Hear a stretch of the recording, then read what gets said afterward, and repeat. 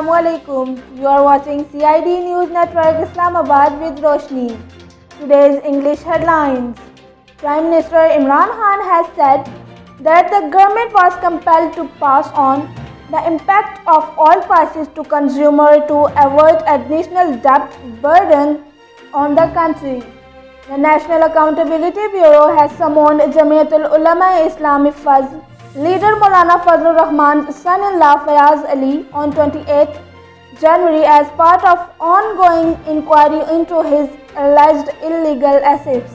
Khyber Pakhtunkhwa government and Higher Education Commission agreed to establish a coordination mechanism between the Provincial Higher Education Department and the Commission for resolving issues being faced by the public sector universities in the province. The monetary policy announcement immediately caught the attention of trade and industry, but the analysts found it to be more than a monthly interest rate call. Deputy Attorney General Syed Muhammad Tayyab informed the Islamabad High Court that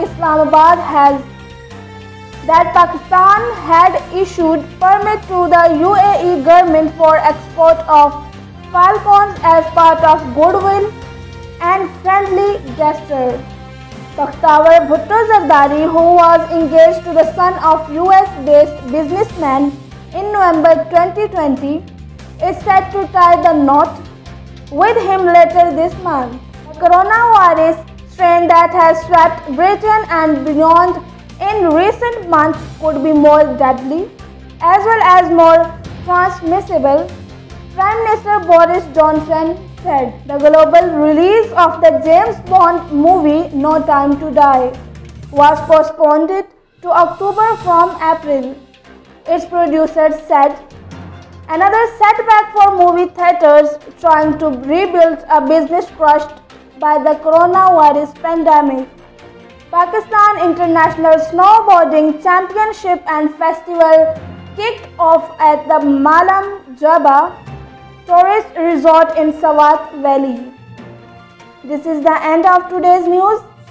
Please subscribe our YouTube channel and follow us on Facebook.